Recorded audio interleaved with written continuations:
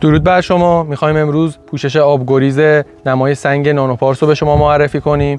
این پوشش باعث میشه که سنگ نمای ساختمونتون هیچ گونه جذب آبی نداشته باشه، توی آفتاب آسیب نبینه و کاملا آبگریز باشه و توی سالیان سال کاملا تمیز بمونه. نانوی آبگریز سنگ به صورت محلول مایع هستش.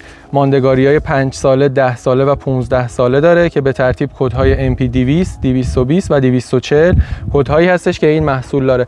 محصول به صورت مایع هستش، بسته‌بندی‌های 1 لیتری، 5 لیتری، 10 لیتری و 20 لیتری داره و اجراش روی سطوح سنگی به صورت غلتک و یا با اسپری و سمپاش اجرا میشه. با توجه به گوناگونی بالای انواع سنگ‌هایی که توی نمای ساختمون به کار برده میشه، سنگ‌های تراورتن، مرمریت و حالا ترامیت و گونه‌های مختلف و حتی رنگ‌های مختلفی که سنگ‌ها دارن، برای هر سنگ ما نانوی مخصوص به خودشو داریم و پوشش نانوی سنگو قبل از خرید حتما باید با کارشناسای ما مشورت کنید که بهترین نانو مناسب سنگ نمای شما رو بهتون پیشنهاد بدن.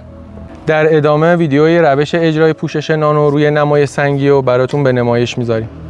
قبل از اجرای پوشش نانو روی سطح سنگ باید کاملا خشک و تمیز باشه، یعنی هیچ گونه گرد و خاکی روی سنگ نباشه و اگر احیانا نما رو شستید حداقل 5 تا 7 روز از شستشوی نما گذشته باشه که سطح سنگ کاملا خشک باشه که مواد رو بتونه داخل خودش جذب بکنه.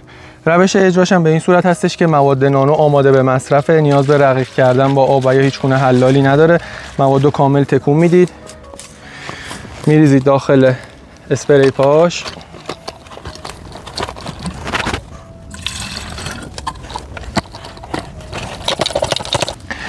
اجرای مواد به صورت اسپری روی سطح سنگ کاملا یک دست اجرا میشه، همینقدر که سطح سنگ خیس بشه کافیه.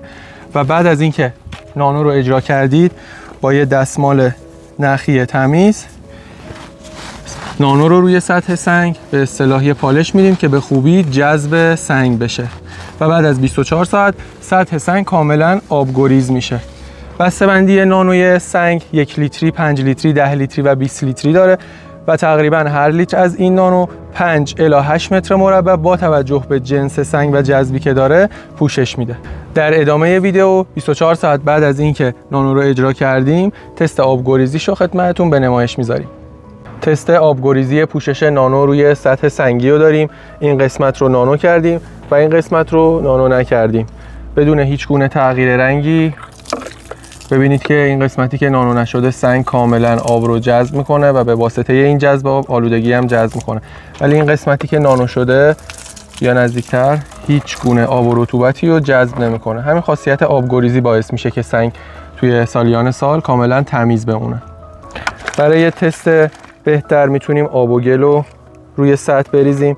میریزیم روی این قسمتی که نانو نشده، میبینید که کاملا جذب میکنه، ولی وقتی آب و گل رو میریزیم روی قسمتی که نانو شده هیچ گونه رطوبت و آلودگی همراه با رطوبت جذب سنگ نمیشه.